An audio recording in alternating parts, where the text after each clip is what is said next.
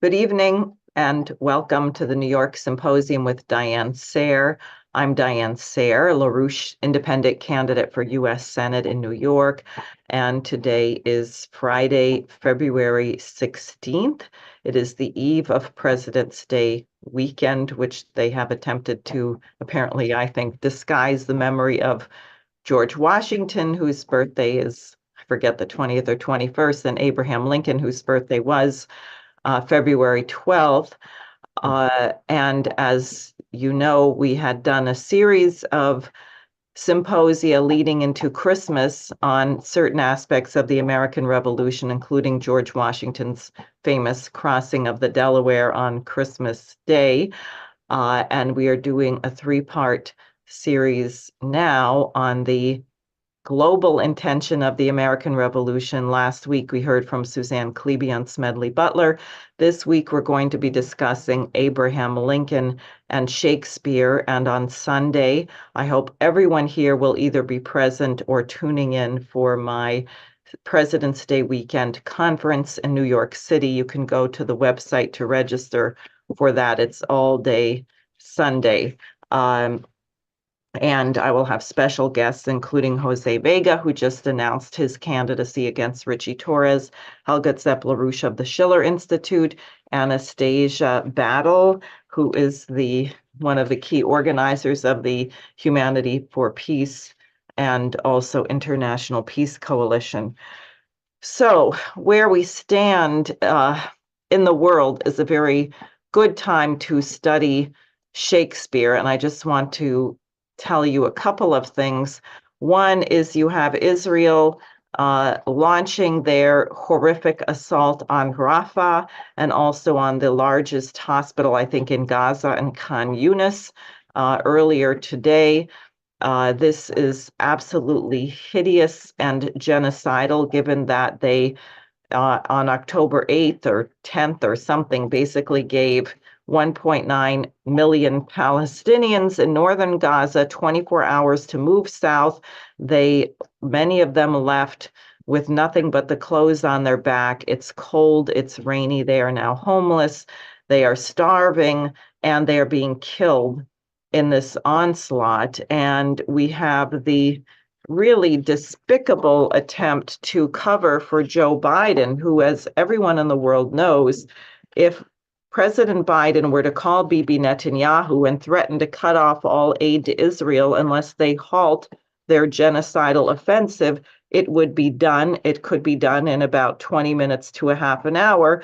But instead, we have cover stories like the Wall Street Journal treated us to today with a headline, Biden-Netanyahu relationship at boiling point as Rafah invasion looms.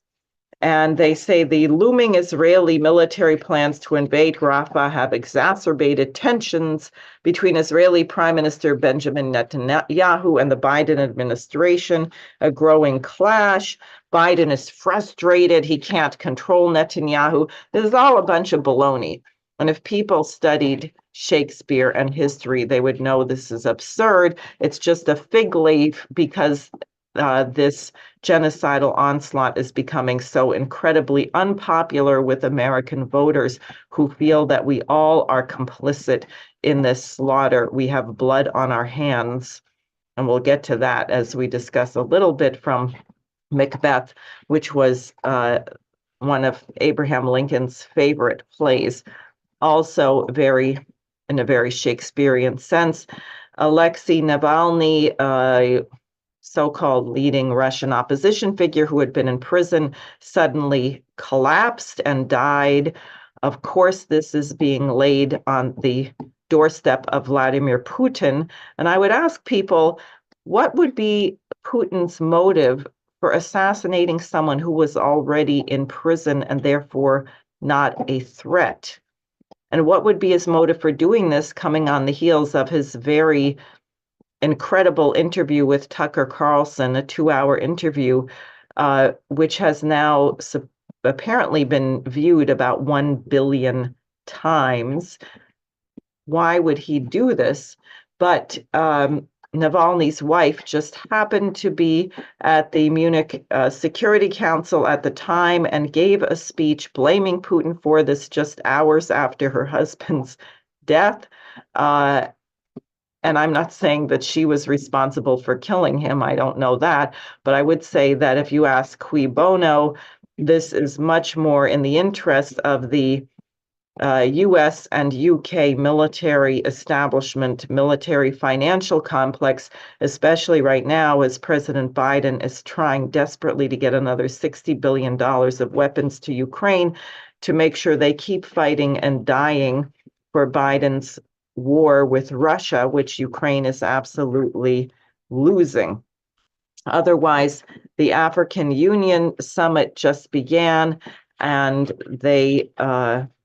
many of the speakers, and actually the first speaker was from Palestine, or was introduced there, and they condemned the genocide ongoing. Starting on Monday, there will be proceedings at the International Court of Justice, not on the current case brought by South Africa, but a case that was brought over a year ago on the treatment of the Palestinian population of Gaza, and I presume the West Bank, by Israel. If this had been heard and acted on, perhaps we would not be where we are right now, and perhaps the Hamas terror attack of October 7th could have been averted or prevented. So in such a situation, it is my view that we have no president and we have no qualified presidential opposition. I worked with the late American statesman Lyndon LaRouche for 33 years or so, and he ran for president 8 times, and he conducted himself as a statesman. He had a certain kind of collaboration with various presidents and the presidency, as he did with Ronald Reagan on the Strategic Defense Initiative, and he did also with Bill Clinton, although through intermediaries, on the looming blowout of the transatlantic financial system, the need for a new financial architecture, as Clinton put it just before the Monica Lewinsky scandal blew up.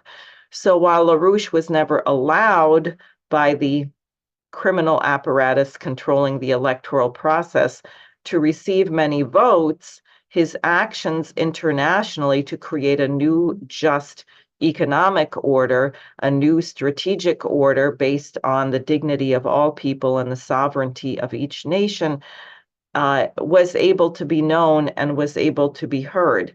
Now we have no incumbent president, and we also have no statesman-like qualified opposition. And I think every person watching this to take to heart, to study some of the greatest American presidents and greatest American leaders like Martin Luther King, Frederick Douglass, Eleanor Roosevelt, people who would have been qualified to become president, but for whatever reason chose not to, Benjamin Franklin, and consider the qualities of leadership that we so desperately need in our imperiled republic right now. So what I would like to do is talk a little bit about Lincoln, about Shakespeare, about the importance of drama, and then turn it over to Robert Castle and Marcel Lutèce to fill in some of the missing parts. And let me just say that I had the pleasure today of reading, and I may have read it before, but it struck me totally different this time, a speech by Abraham Lincoln given in Peoria, Illinois in 1854. He had served 4 terms in his state legislature. He had served 1 term in the U.S. Congress. He was defeated because of his opposition to the Mexican War. But he began to get involved again because clearly he had a premonition of great strife coming over the slavery question. And I'm going to go back and forth between some aspects of the speech and what Schiller had to say in an essay that he wrote as a young man at the age of 25 on theater considered as a moral institution. So what had happened, which provoked Lincoln to make this address, is that Stephen Douglas had moved to repeal the Missouri Compromise, which was a compromise basically outlawing slavery above, I forget what the parallel was, and that Missouri could be brought in, and I guess Louisiana, which had slaves because the French colonized it. But basically, slavery had been on the way out. When we were adding new territories, the idea was to not make a big deal or stop them from becoming part of the United States because of slavery, but to continue moving to eradicate slavery ultimately from the United States. And at issue was what became known as the Kansas-Nebraska Act, which were states, or to become states, territory being brought in, which should not have allowed slavery under the previous compromise. And all the work, including the Great Compromise of 1850, was going to be thrown out the window, and a great uproar and division, perhaps leading to violence ensuing. And Stephen Douglas changed his position at the last minute. So Lincoln is going after all of this, and the speech is actually wonderful. I'm not really doing it justice. It's quite lengthy. If you want to know the details of all these various compromises and which states came in then and what the agreements were, it's all in the speech, which is really excellent. So he begins by saying the repeal of the Missouri Compromise and the propriety of its restoration constitute the subject of what I am about to say. I wish further to say that I do not propose to question the patriotism or to assail the motives of any man or class of men, but rather to strictly confine myself to the naked merits of the question. I wish to be no less than national in all the positions I may take, and whenever I take ground which others have thought or may think narrow, sectional, and dangerous to the Union, I hope to give a reason which will appear sufficient, at least to some, why I think differently. And then he talks about this question of slavery and why we didn't have slavery in the new territories, etc. So he says, thus, with the author of the Declaration of Independence, the policy of prohibiting slavery in new territory originated. Thus, away back of the Constitution and the pure, fresh, free breath of the Revolution, the state of Virginia and the National Congress put that policy in practice. Thus, through 60-odd of the best years of the Republic, did that policy steadily work to its great and beneficent end. And thus, in those 5 states, 5 millions of free enterprising people, we have before us the rich fruits of this policy. And he's talking about states brought in without slaves. And he says, but now new light breaks upon us. Now Congress declares this ought never to have been, and the like of it must never be again. The sacred right of self-government is grossly violated by it.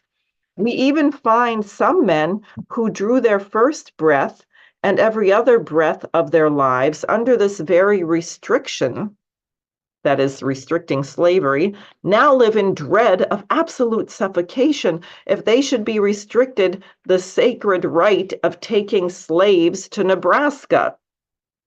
That perfect liberty they sign for, the liberty of making slaves of other people, Jefferson never thought of. Their own father never thought of. They never thought of themselves a year ago. How fortunate for them, they did not sooner become sensible of their great misery. Oh, how difficult it is to treat with respect such assaults upon all we have ever really held sacred. So he's saying everyone's lived with these restrictions all these years, and now all of a sudden they consider it oppressive to not be allowed to bring slaves into Nebraska. And you hear that he really smells a rat, that there's something afoot to tear the Union apart, which of course comes later after he becomes president. And he says this as well, which I think is really something and very apropos to the situation in which the United States finds itself today. For people who think that we have some kind of great moral authority in the world, we don't. People know what goes on inside the United States. They know, speaking of Navalny, what the United States would do to Julian Assange, were he brought here for trial. He's facing 175 years in prison under the Espionage Act, which really has nothing to do with what he was doing as a journalist, how that looks to the world. But Lincoln says, I think and shall try to show that it is wrong in its direct effect, letting slavery into Kansas and Nebraska, and wrong in its prospective principle, allowing it to spread to every other part of the wide world where men can be found inclined to take it. This declared indifference, but as I must think, covert, real zeal for the spread of slavery, I cannot but hate. I hate it because of the monstrous injustice of slavery itself. I hate it because it deprives our Republican example of its just influence in the world, enables the enemies of free institutions with plausibility to taunt us as hypocrites, causes the real friends of freedom to doubt our sincerity, and especially because it forces so many really good men amongst ourselves into an open war with the very fundamental principles of civil liberty. So, criticizing the Declaration of Independence and insisting that there is no right principle of action but self-interest. And he talks later about the importance of this question of the consent of the governed. If you say that all men are considered equal and that someone is a man, that someone is human, then you have no right to own them or to tell them what to do without their consent. And there's more. It's an incredibly well argued, beautiful document. And he does draw just a little bit from Macbeth here, but I think the point that was made by one historian whose book I just read about Lincoln and Shakespeare was rather cheap and shallow, because it's not literal. It's not whether Lincoln quotes Shakespeare or not. Shakespeare at the time of Lincoln, unlike today, was very widely read. There were books in schools on elocution, and they had large sections of Shakespeare plays, speeches that everybody knew, that people were familiar with, that everybody read. It was just a part of the American culture, and I think a very important one when we begin to look a little more deeply at the drama. Now, why is this so important? I'm going to switch here just a minute to Schiller and his essay on theater considered as a moral institution, and why drama, classical drama, would have been so important to Lincoln. And I think you have to imagine being the president of the United States at the time of this British assault on the Union, misknown as the so-called Civil War, where ultimately 600,000 people died. You had some of the most hideous, bloody, horrible battles among Americans, and how gut-wrenching that must have been. And why he would look to drama. So Schiller writes in this essay, which is after the American Revolution, but before the French Revolution, which I think also, in effect, colors some of his thinking. He says, theater was born out of a universal, irresistible attraction to the new and extraordinary, a desire to feel oneself put into a state of passion, to use Sulzer's expression. Exhausted by higher mental exertions, worn down by the monotonous, often oppressive affairs of daily life, and bombarded by sensuality, man necessarily felt an inner emptiness which clashed with his eternal desire for activity. Our nature, equally incapable of remaining forever in a bestial condition, or of continuously carrying on the intricate work of the understanding, required an intermediate condition that would unite these two contradictory extremes, resolving their harsh tension into gentle harmony and facilitating the alternating passage from one state into the other. And let me say, what I'm reading to you is a translation by John Segerson and John Chambliss, put out by the Schiller Institute. And what Schiller talks about is the question of the role of religion, of education. These are things that George Washington also touches on in his farewell address, how, especially in the question of a republic, how do you I don't want to use the word control. How do you create a culture where people are inclined to act for the common good? And Schiller doesn't put it that way, but he says the stage, actually, the jurisdiction of the stage begins where the domain of secular law leaves off. Whenever justice is dazzled by gold and gloats in the pay of infamy, when the crimes of the mighty mock their own importance and mortal fear stays the ruler's arm, then theater takes up the sword and scales and hauls infamy before the dreadful tribune of justice, right? So you're in a situation in life like we see today, the courts, they're unbelievably unjust. If they were just, Biden should have been impeached. They wouldn't be launching 91 or however many indictments against the former President Donald Trump. It's not a crime to have an opinion which goes against the mainstream media narrative. It is not a crime to be brusque or unlikable or an egomaniac. These aren't things that you should be sent to jail for or be stripped of your ability to practice real estate in New York for 3 years or whatever. What is this? And many, many Americans today have the sense, whether it's large or small, whether it's from parking tickets, property taxes, child custody cases. We experienced it in the LaRouche case, the Assange case. There is no justice. Truth has no standing in the court system of today. So Schiller is saying, but when you see a drama, then justice is there. And you see that in both tragedies and comedies where there is a great crime or a cultural flaw. And in the case of some tragedies, everyone in the whole play ends up dead. Now, we don't want that to happen, but that seems the just result of certain very flawed axioms or flawed behaviors.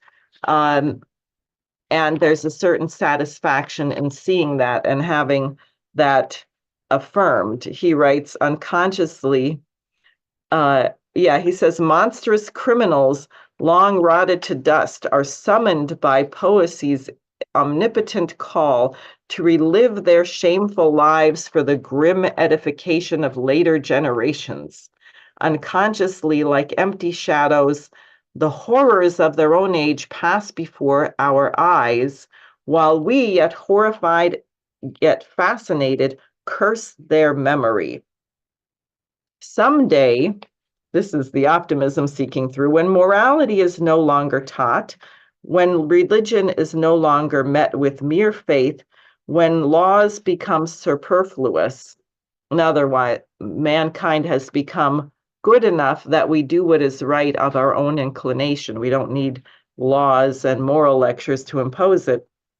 He said, "We shall still tremble as Medea totters down the palace steps, fresh from the murder of her child.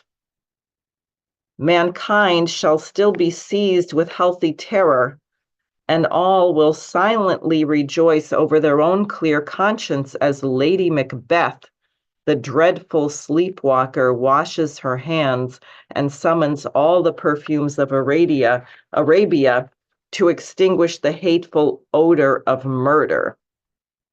As surely as visual representation is more compelling than the mute word or cold expression, it is equally certain that the theater wields a more profound and lasting influence than either morality or laws." And then he says that due to theater, he said, watching this, when you're drawn into a drama, he said, as I have developed and studied more and more dramas, what I discover is you develop empathy. You begin to understand why somebody does what they do, that they're making a mistake, that they perhaps didn't set out intending to be completely evil. And he says, with each day I grow older, my catalog of villains grows shorter, and my index of fools grows longer and more complete. And then he goes on to say, and I'm not sure if I agree, I think we have to think about this, that he believes that comedy is more effective than tragedy, because he said people who are really that he said one of the worst things you can suffer is injury to your pride. So to do something stupid and be laughed at may be more effective and more painful to someone who is making a blunder, a serious blunder. So that's interesting. I'd be curious when we hear from Robert and Marcel, their thoughts about this. Schiller says, man's pride is more deeply wounded by ridicule and contempt than his conscience is tormented by abhorrence. Our cowardice, when confronted with terror, crawls away in fear, but this very cowardice delivers us over to the sting of satire.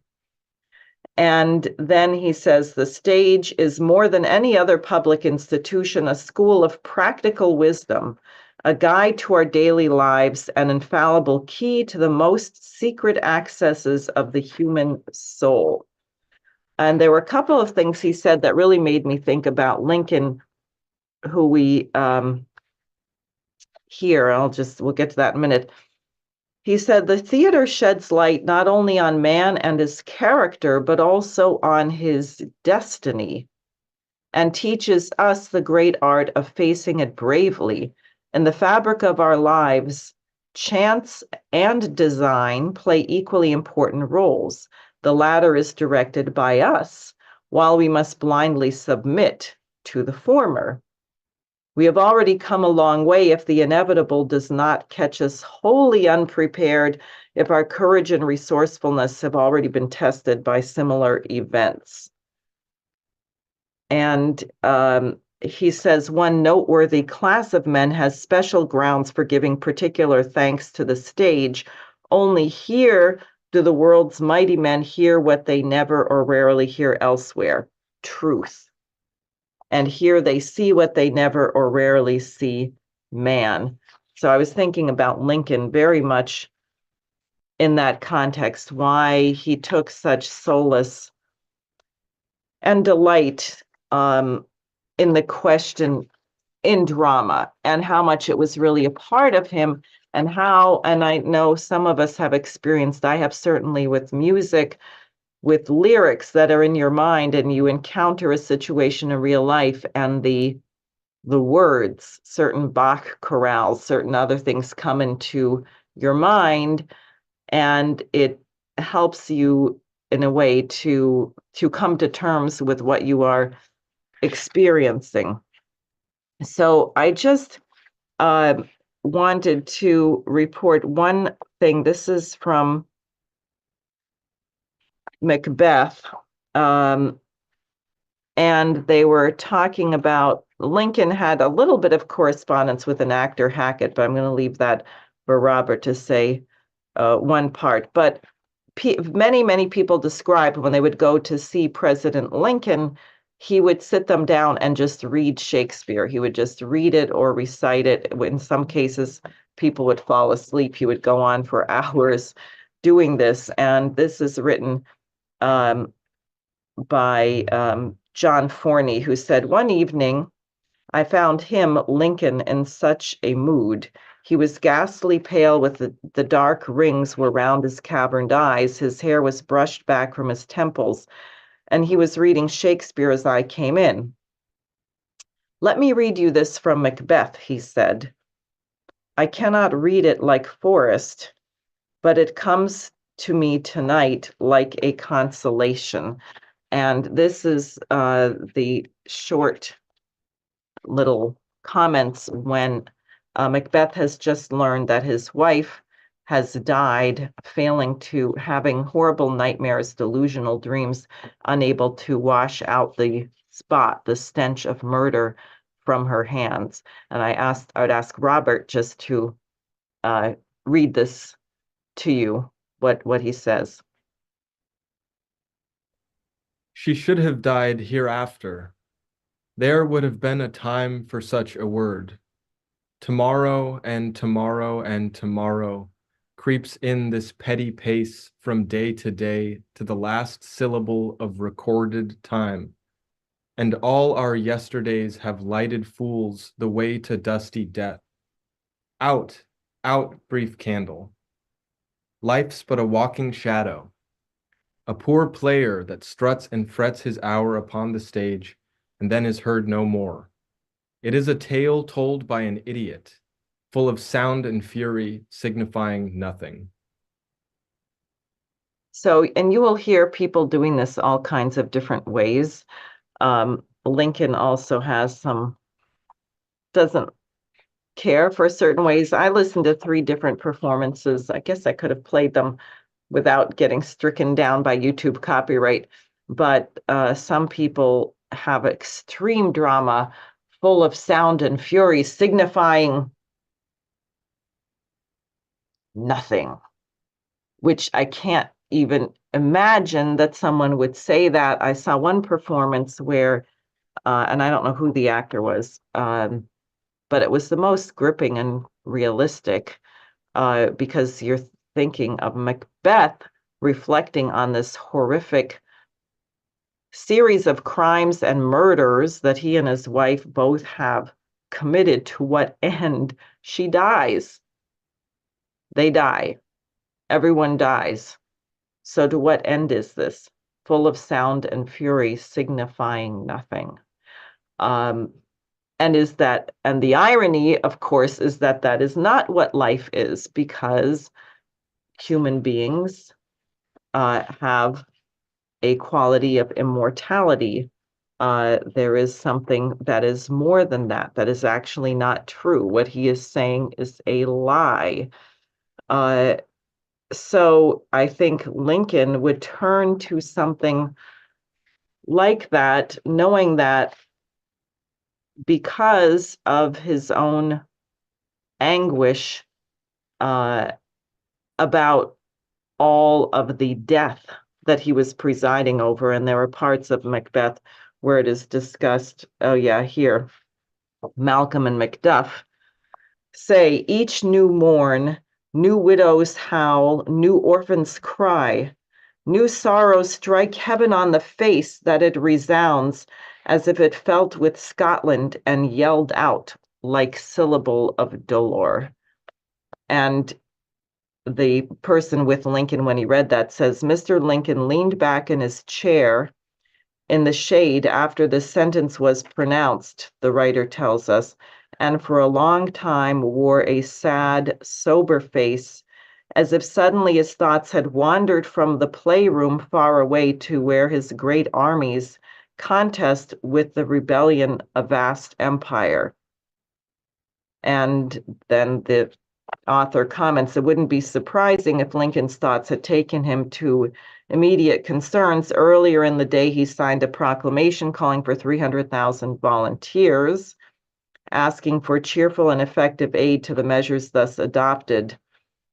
With a view to reinforce our victorious armies now in the field and bring our needful military operations to a prosperous end, thus closing forever the fountains of sedition and war. And just a few days earlier, the battle had taken place at Bristow Station, Virginia, in which there were nearly 2,000 casualties on both sides. So that's what he's dealing with. And therefore, I think for him, Shakespeare was completely alive in a way that he could commune with Shakespeare, I will say, in terms of thinking of purpose, and also Shakespeare's writing what Robert read from Macbeth, not because Shakespeare or Lincoln thought that this was true, but explicitly that it was not true. But you want to see it on the stage said by a tragic character who brings about his own demise because he fails to understand what actual immortality is. So I think I'll leave it there and go to Robert and then Marcel. Hi, can you hear me? Yep. Okay, I'm going to just turn the camera here since I'm going to talk for a minute. Well, you certainly covered a lot of ground, Diane, so I'm going to try to follow that up.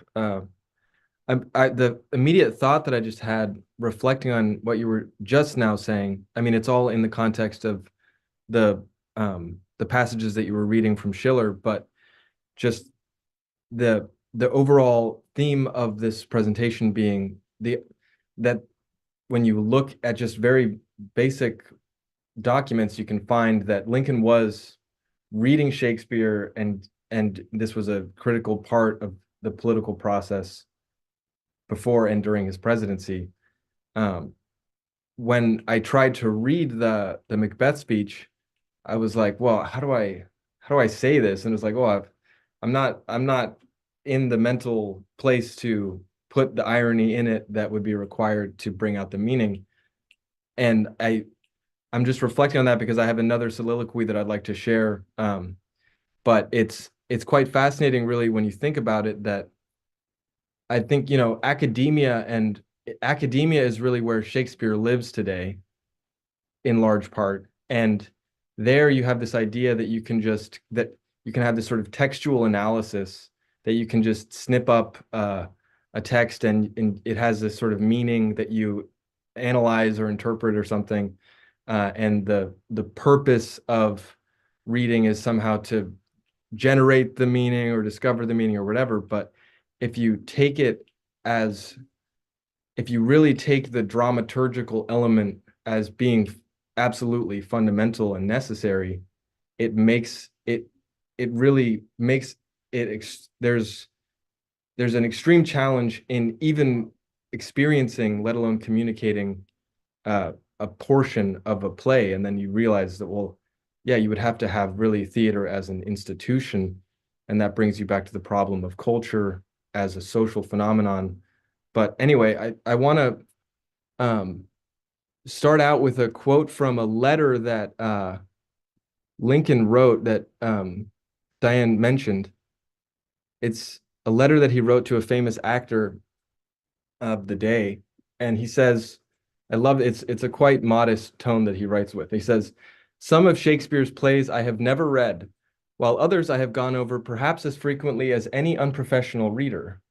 Among the latter are Lear, Richard III, Henry VIII, Hamlet, and especially Macbeth. It is wonderful.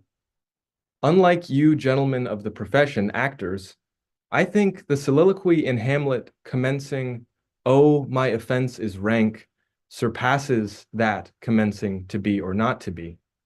But pardon this small attempt at criticism. I should like to hear you pronounce the opening speech of Richard III. Will you not soon visit Washington again? Etc., etc., yours truly." So, I mean, it's quite interesting because probably most people listening have some degree of familiarity with the to be or not to be speech, but maybe only a few, or maybe, maybe only a few have familiarity with the speech that he refers to, which is Claudius's speech, "Oh, my offenses rank," and it's the theme of that speech is really offense, uh, in the sense of the crime that Claudius committed. But to understand that, I want to just note that it's very clear the importance of this speech when you look at, for example, the second inaugural address of Lincoln, where he quotes scripture, including Matthew. He quotes a scripture from Matthew: "Woe unto the world because of offenses, for it must needs be that offenses come, but woe to that man by whom the offense cometh." And he brings that up in the context of the secessionary forces that were committed to war. And in the second inaugural, he characterizes the distinction between the people who wanted to preserve the Union and the people who wanted war. He said, both parties deprecated war, but one of them would make war rather than let the nation survive, and the other would accept war rather than let it perish. And the war came. So it's quite interesting to try to think through that with regard to, for example, the special military operation that Russia is currently undertaking, because it's not a settled question, of course, for the people in Russia and obviously for Putin. It's also not obviously settled for anyone in the US who's trying to make sense of it, that it's one way or the other, necessarily. But the point is that he has a characterization of the so-called civil war, and it's about accepting war in order to survive, precisely because you don't want war and you don't want the Union to dissolve. But I want to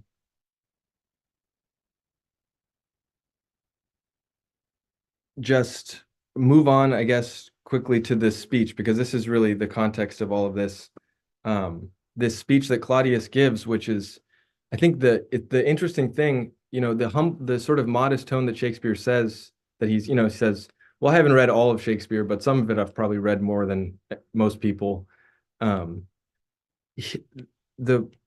It's specifically I think in the context that Diane was speaking of theater providing what culture or the institutions of law cannot, that a speech like Claudius's speech, "Oh, my offenses rank," really stands as, it makes perfect sense why it would be so important to Lincoln. So I'm gonna recite the whole thing and then maybe say a couple things.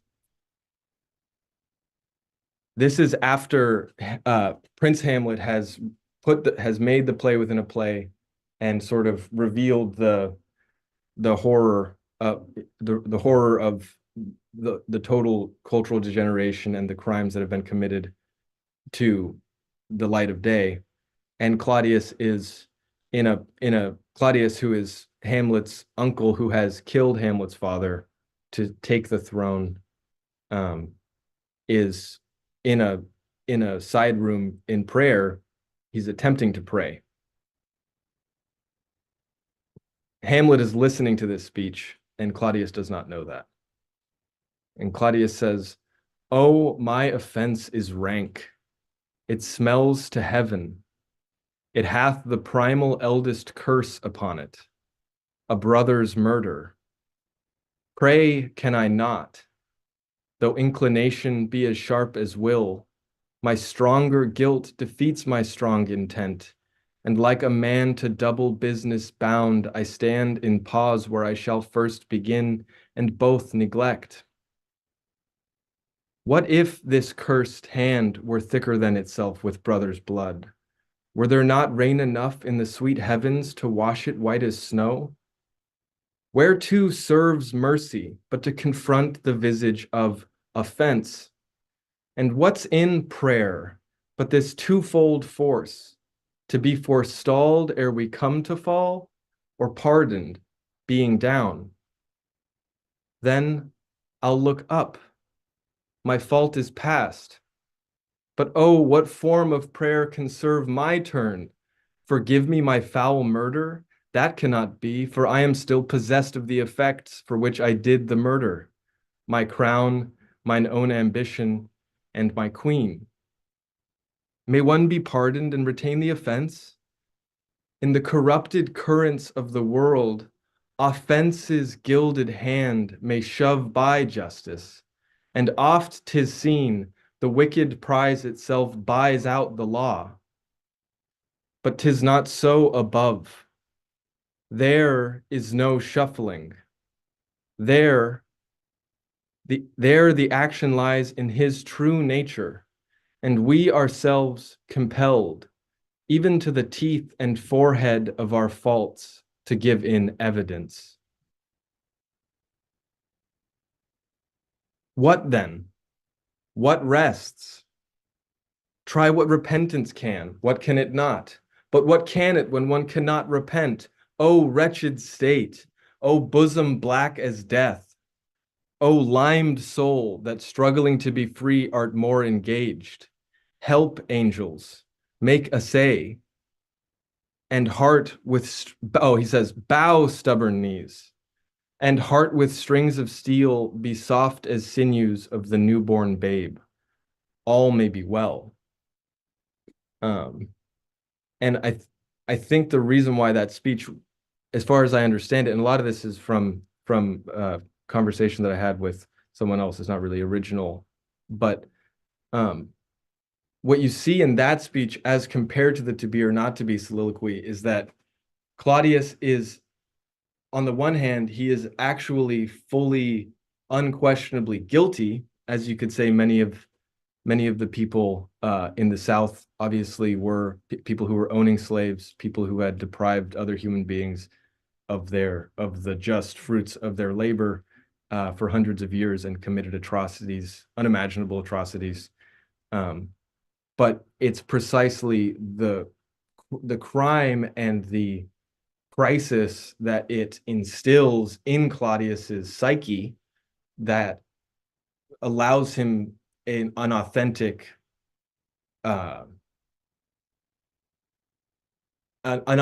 encounter with his own conscience. And he has this sort of schizophrenic predicament where he recognizes, even in a quite reasonable or rational way, what it is that is stopping him from praying. And so he understands he understands why he understands that he must pray. He understands that he cannot pray. He understands what it is that's keeping him from praying.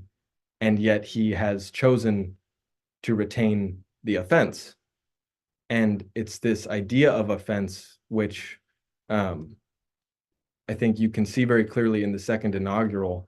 And if you think about Lincoln not in the sort of Trumpian era of everything just being a kind of grotesque reality TV show, but if you actually think about Abraham Lincoln as somebody who took on the full crisis of the nation in his own psyche and tried to resolve the conflicts that the nation was enmeshed in, you can see that this very problem of a kind of Claudius-like criminal element is something that Abraham Lincoln was extremely empathetic toward.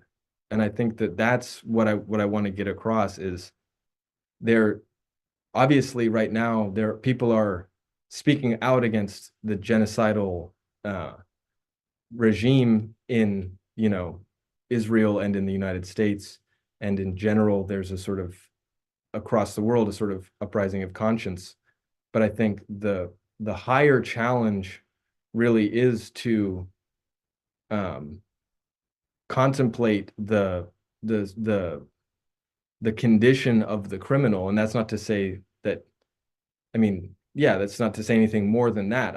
I don't pretend to think that that leads to some kind of simple conclusion or easy conclusion, but I think it is pretty clear that the greatest minds of history, like Shakespeare, Lincoln, these people that were living the living the challenges of life in the highest sense were, they understood that that was a necessary process, because the alternative is this sort of Macbeth type doom where you just say, oh, the United States was it was failed to begin with. There was the British were always it was always Britain anyway. We might as well just shred up the Constitution and keep having slaves, or whatever, however you would formulate it. So yeah, with that, I'll pass it off to Marcel. I don't want to go on too much longer. Okay. Well, thank you. Thank you very much, Robert. I mean, that was really, yeah, a lot to think about. What I'd like to look at is, I think, you know, there's been a lot of the highest level discussion so far concerning the just the beauty and Shakespeare's genius in using all of the tools of the English language, from metaphor, irony, sarcasm, parable, parody, to imagery. I mean, it's known that Shakespeare invented more than 2,000 words that he left the English language far, far richer for than when he began his career as a writer. But how do you even go farther than that in terms of putting the meaning, the universal principles, the ideas, where they are ultimately intended to land, where they're ultimately intended to end up? And while they are composed and shown to the audience on the stage, in the theater, on the stage of history, ultimately, it seems, we want them to end up ensconced firmly within the mind of every citizen who watches those plays, so that they are able to use them. They're able to use the ultimate universal principles to solve the problems without, as Schiller, as you went through, Diane, regarding Schiller, without having to endure the same tragic consequences as the characters we see within the play. And so what Shakespeare does in terms of the structure of his tragedies in particular, I think shows an additional level of genius. And what I mean by that is that when he starts off, Act 1, Scene 1 of every tragedy will be very, very clear about what the ultimate cause of the tragedy is in the play. For example, Julius Caesar, which was not one of the plays cited, but nevertheless, it's that famous quote where the sentries, you know, start at the beginning, they are very angry because all the workers have taken a holiday, you know, and they say, you rocks, you stones, you worse than senseless things. And the workers, the cobbler, the shoemaker, you know, they're just very, very jovial and, you know, just, you know, could care less and so forth. But they point out, you know, just 3 weeks earlier, you did the same thing for Pompeii.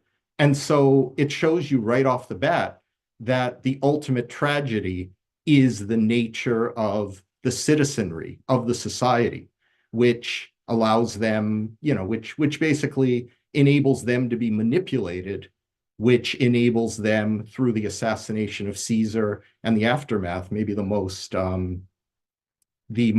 evil character of the play, the ultimate sophist being Brutus. What we see in the arc of history is that this, in fact, is the point in history, the punctum saliens of Rome in history, where the Roman Republic is transformed tragically into the Roman Empire. And we see that going to the very end in terms of this structure, that Shakespeare leaves every ending of a tragic play, of a tragedy, unresolved to some extent. And I think that's the genius, because here in Caesar, you have Mark Antony, you know, praising Brutus, saying, here lies the most noble Roman of them all, when he is easily, arguably, the most evil Roman of them all in terms of his actions throughout the play to the very end. Now, in plays that were relevant to, or were more relevant to Lincoln, I believe, during the time of the Civil War, and Diane, you pointed out, 600,000 deaths. The idea of immortality is, in fact, on the forefront in multiple levels. The idea that it wasn't just many lives lost, but that their actions lived after them. But during the time of the US Civil War, I think very, very much parallel to today's crisis we're in, it wasn't just about the future of the United States, as the United States was still young and had set an example and an inspiration for the world. So if the US Civil War would have been lost to the Confederacy, hence the British, that would have had a profoundly disabling impact on the entire world. And so, yeah, the ultimate existential stakes there. So what does, in fact, Shakespeare do with this? Well, in the play Hamlet, for example, in Act 1, Scene 1, what does he show us? Hamlet's not even in the play yet, but he shows us chaos. He shows us rumors, suspicion, fear. And right off the bat, we can see that Elsinore, that Denmark is extremely unstable, that people don't know fact from fiction, that people are reacting with a sense of fear, a sense of apprehension. And more importantly, what does Shakespeare do? He references one of his earlier plays, Julius Caesar, which is one of the reasons it was brought in. He said, well, this ghost, King Hamlet's ghost, reminds us of Rome when the sheeted dead did rise and gibber in the streets. And that immediately takes the audience's mind, who would be familiar with earlier Shakespeare plays, hence familiar with Julius Caesar, back to the collapsing society, the degenerate society that was Rome, and how Rome ended in terms of looking at the arc of history. So right there, I think it's very clear in Act 1, Scene 1, that this is a completely dysfunctional society. It's actually very humorous that, along with Horatio, Bernardo, Marcellus, Horatio being the scholar among them, attempts to hit the ghost with a stick. I mean, what does that actually say about this particular society? And this is even before Hamlet comes in. So for people who would make the argument that, well, the tragedy is all about Hamlet, he acted tragically. Yes, he did act tragically. However, this is about a completely degenerate society parallel to Julius Caesar. So you have this idea of the opening act and then the final act. Another example would be Macbeth, that's been referenced many times. One of the shortest scenes of any Act 1, Scene 1, 13 lines. The witches plan to accost Macbeth. And it's absolute brilliant. It's genius what Shakespeare does on the stage. Shakespeare basically unpacks the horrific effects of corrupted ambition through Lady Macbeth, through the witches on the stage, and charts its progression in terms of leading a person with the greatest of confidence, with the greatest assurance in their own delusional mind of security, to in fact end up tragically destroying themselves and destroying the entirety of their society with them. Now, this is really interesting because at the very end, Malcolm, who ends up becoming king, who actually showed his brilliance in the context of the play, he ends up by saying, well, thank you, this is absolutely wonderful that we, in fact, have defeated evil. We shall not waste, or we shall not expend a lot of time before we reward those who have fought on our sides. Thanes and kinsmen shall henceforth be earls for the first time, in Scotland. Those who did well will in fact receive their just due in terms of land and wealth and what they're deserved. And then in due time, we will bring the criminals to justice, so on and so forth. That's actually the order of his final speech as the play ends. Now, in the midst of the play, one of the main questions, and this gets into statecraft, you know, the idea of Machiavelli, and I've often taught The Prince right after teaching this play. The idea is that King Duncan, who arguably may be evil in his ignorance, the most evil character of all, definitely the catalyst for the disaster, makes the statement that there's no art to find the mind's construction in the face, that there's no way you can know what a person is thinking unless they choose to tell you. Literally, we see it all over today. What you can't see, hear, taste, touch, or smell does not exist. You know, the evil of empiricism. And while saying this, he has just been deceived by an attempted coup from the former Thane of Cawdor. And then he goes on, just from secondhand reports of Macbeth's bravery in battle against the former treacherous Thane of Cawdor, to appoint him. And then at the very end of the play, Malcolm, who should be smarter than this, because in Act 4, Scene 3, the Shakespeare answers the idea that there's no art to find the mind's construction in the face. Malcolm must know before he returns to Scotland. You know, there's basically you know, there's a bullet, you know, intended for him, or there's he's basically the person most you know, wished dead by the enemy, because he's the legitimate king. Now he has to know whether Macduff is a friend or foe, and he honestly does not know. The audience doesn't know, so it's not a question of dramatic irony. What does Malcolm do? Malcolm basically says to Macduff, you know, you've hung out with Macduff. You know, or Malcolm says, you know, Macduff says, you've got to come back. You've got to come back. You've got to save Scotland. Look at what Macbeth is doing to Scotland.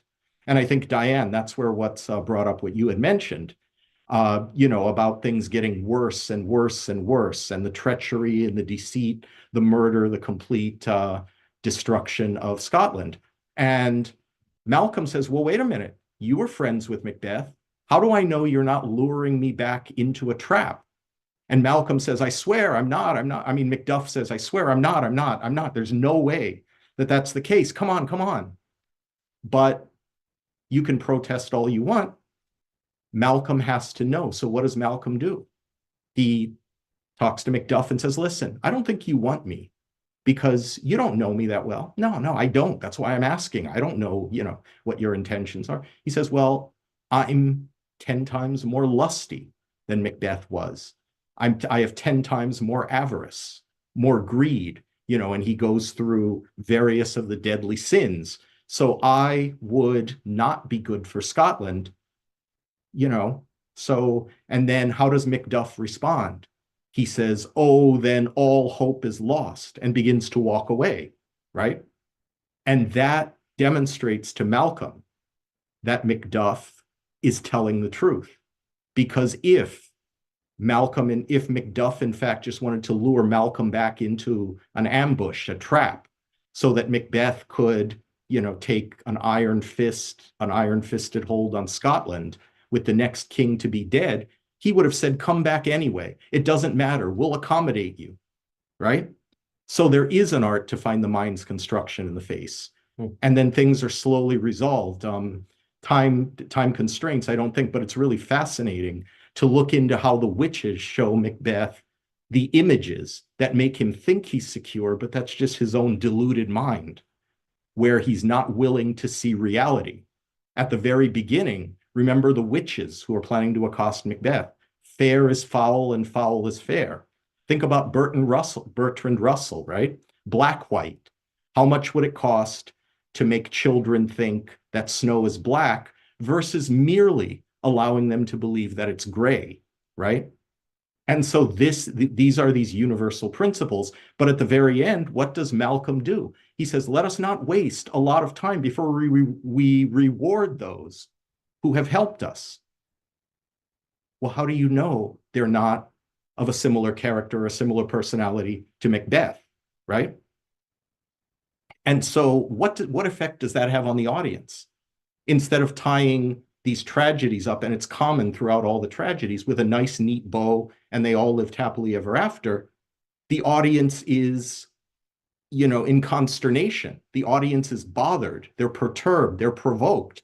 And so when they leave the theater and go out into the world, their mind is actively seeking to resolve what just happened. But because there's no resolution, hence the idea of, another level to the tragedy, they are going to have it on their minds constantly and apply it to the tragedies that are occurring in the world around them, invoking these universal principles. So in a sense, Shakespeare, master psychologist, master genius, is actually using the idea of the simultaneity of eternity to take a play that's occurring. Well, Macbeth supposedly was based on a true story from the 11th century, a true ascension to power, and presenting it in the 17th century, where we can all use it in any time period in history.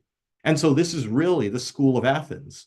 This is really the true idea of the simultaneity of eternity. And this really, really shows us Shakespeare's genius.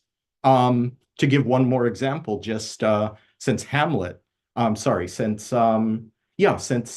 King Lear has been brought up briefly, we look at Act 1, Scene 1 of King Lear, and we see Gloucester, who is in fact, right in front of his quote unquote bastard son, Edmund, chastising him, laughing at him, saying, well, he's not my real son, but there was good sport in his making. And I mean, what effect is that going to have on a person? It's kind of like saying, well, what's done, to the Palestinians? You claim you want to eliminate terrorism, yet you're creating more and more terrorists or people who would wish to become terrorists by what you're doing. So that's completely dysfunctional. We see Lear, of course, who's basically telling his daughters, to get any land, you have to kneel down before me and you have to flatter me in the most egregious terms. And then you have Goneril and Regan who follow suit, and even Cordelia. She is actually quite ignorant, and she doesn't actually do what is in her best interests to rescue the kingdom. And actually, no one does. So what is Shakespeare's point? What's in Act 1, Scene 1? What in fact is the ultimate tragedy? It's oligarchism. It's the idea of an oligarchical monarchy. And we know that Shakespeare hated that form of government, and long before the American Revolution. And we know that the American revolutionaries read Shakespeare as they read Schiller, as they watched, as they understood the ideas. Long before that, again, the simultaneity of eternity, Shakespeare is railing against oligarchical monarchy and the like.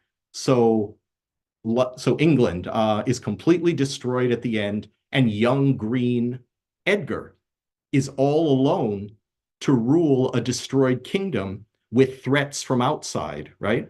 The Duke of France, the Duke of Burgundy, looking to claim the land, and the people who were relatively moral people who are still alive, what happens to them? Albany, who would be very, very passive, who would sit back and let his ruthless wife Goneril, do everything and making believe he didn't see what was going on and he didn't want to get involved. He says, no, I'm not going to be a part of this. I'm going to leave.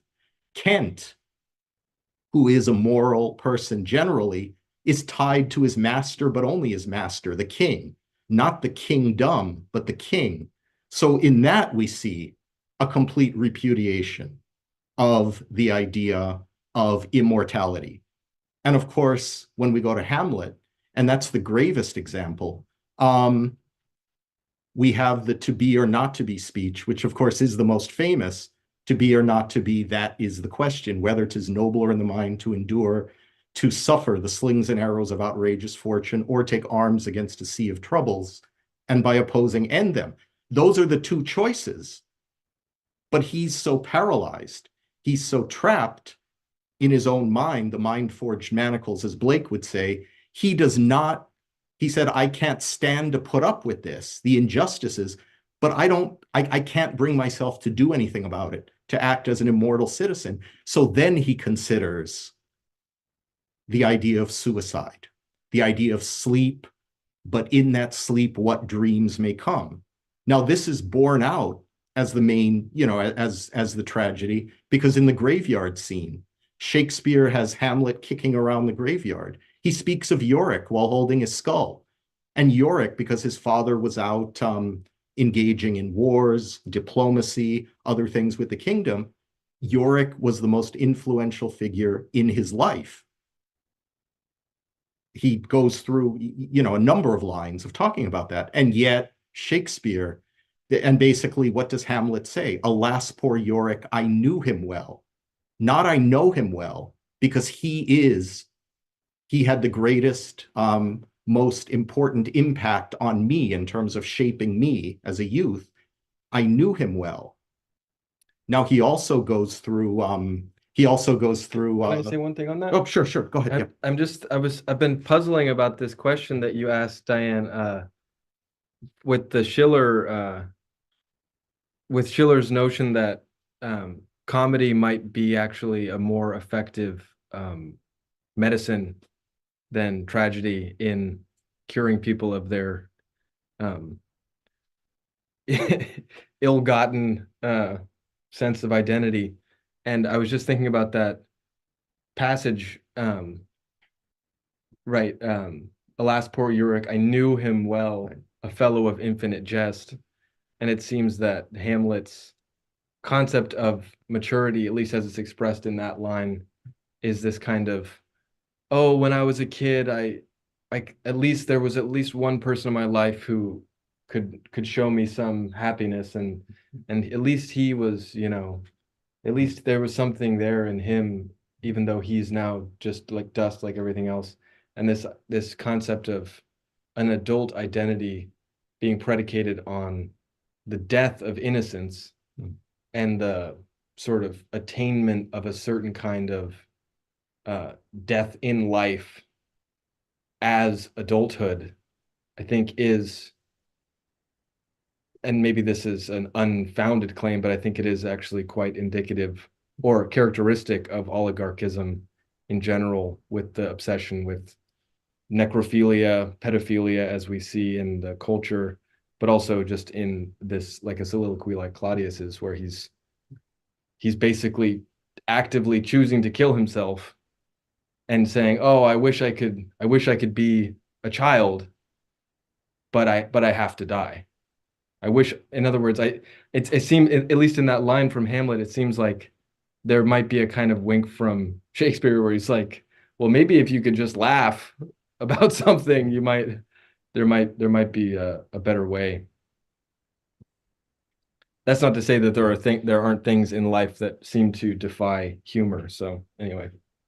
No, I think that's that's very, very poignant in terms of the idea of infantilism, in terms of the leadership that I think just cuts right across these tragic societies. Well, think about that. Was it the Prime Minister of Finland who went off without her cell phone to some kind of party? It was some big scandal. She's like, why can't I go dancing? Or it was really bizarre. It was actually shocking.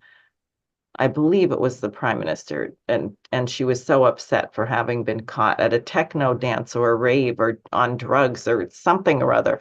The head of state, I wanted to go back to Lincoln for a second, and we need to wrap up. And Marcel, I think we have to do much more. I think we should have some kind of regular Shakespeare reading with your expertise and thought on this. Just what you were saying, Robert, about the Claudius speech. Do people know that it's wrong?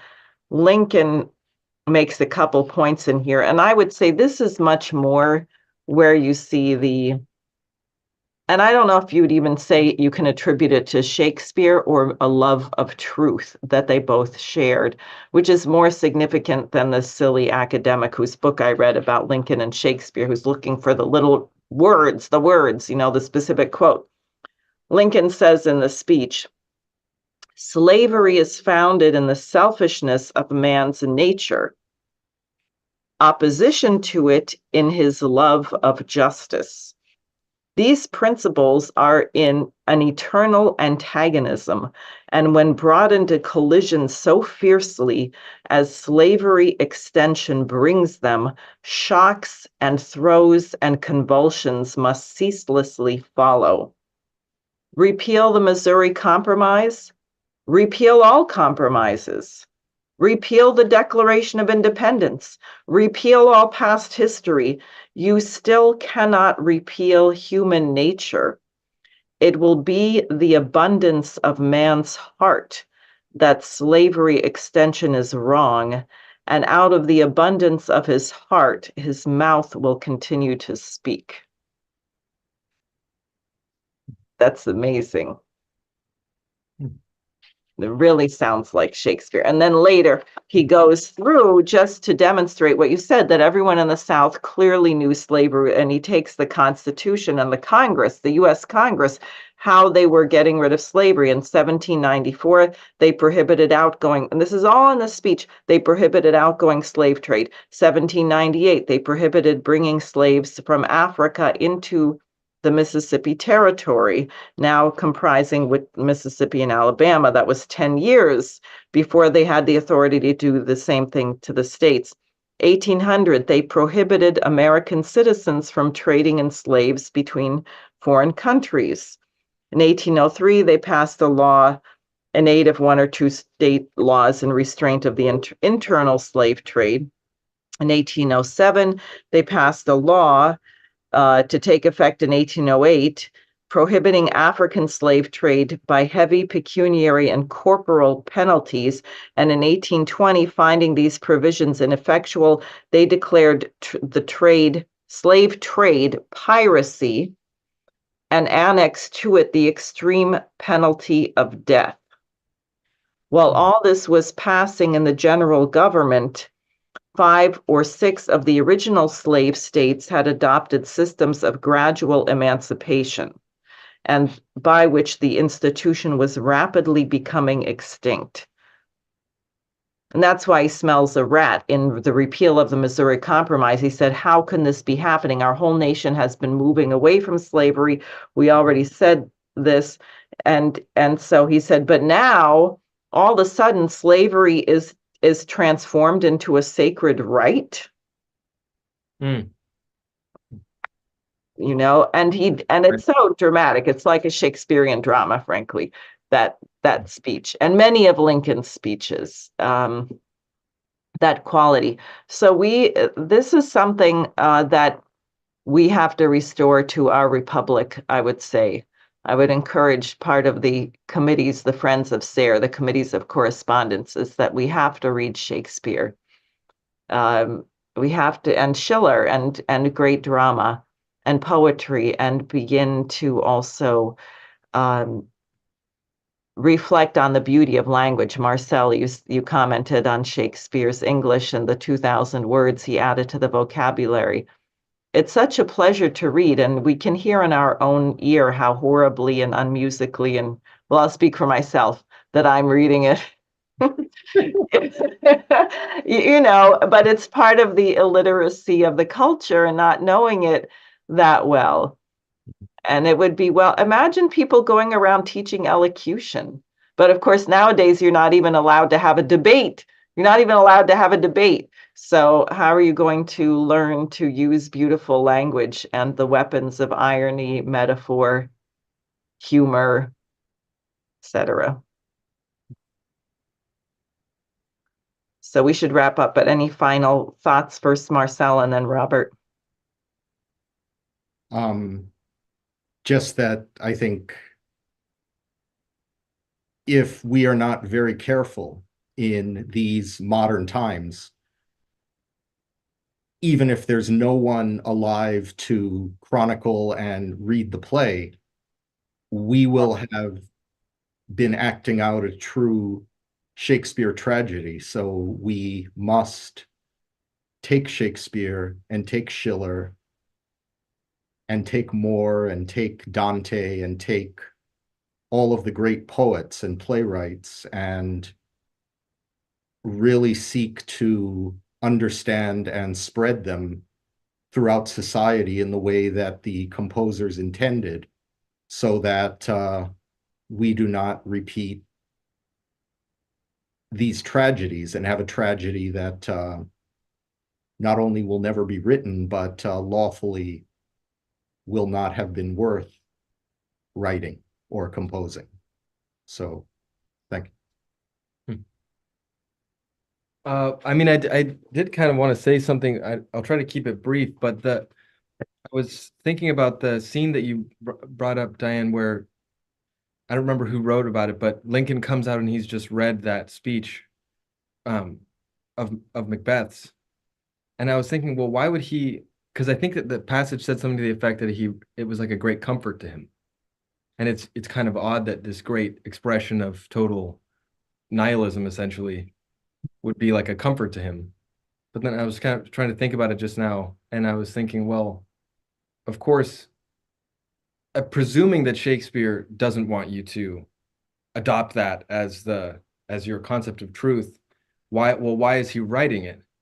And well, maybe it's because his soul was so expansive that he had such an experience of total despair, and in a kind of sublime moment of creativity or sublime period of creativity was able to create something that was so beautiful. I mean, it's interesting. The language itself is quite beautiful, even though it's expressing something that if you believed it, your life wouldn't be very beautiful. So it's fascinating to think about the quality of character that is capable of enjoying art in such a way where a total contradiction is seen as a comfort. It's quite interesting. It's humbling. I think the beauty of the language also helps you to see, well, the point of the drama is that you can see that it is a lie, that this is not true, that you can watch someone else saying this. So in your own mind, when you would come to have those thoughts, you would say, no, I saw this on the stage. It's not true. I saw someone else saying this, and I could see that this was a mortal flaw, and therefore let me not think that way.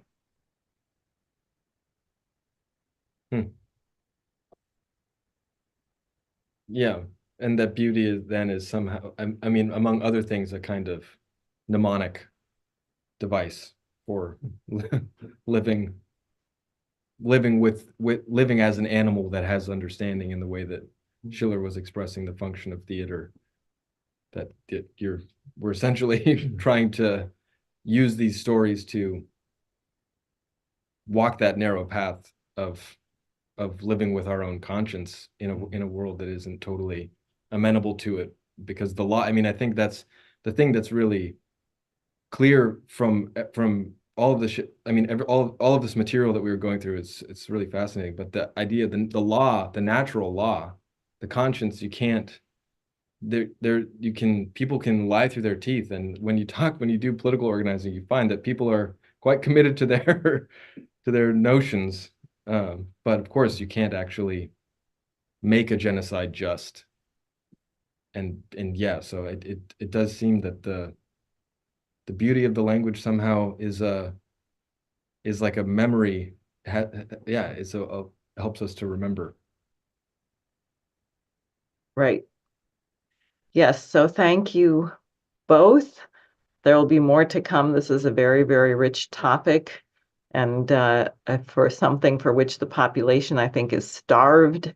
So we will have to do more on this. And I would like to thank everyone who is listening and urge you, please, I put in the chat the link to RSVP to attend the conference on Sunday in person if you're anywhere near New York City, or to RSVP to get a Zoom link if you are anywhere near. And I see Dave has that. I guess you can show that. Is that the conference, Dave, there? Where people can register. Can they see that on the screen? Okay, that's wonderful. Great. Well, thank you so much. And with any luck, we will be able to meet again next week. Thank you, Diane. Yep, thanks. Good night. Good night.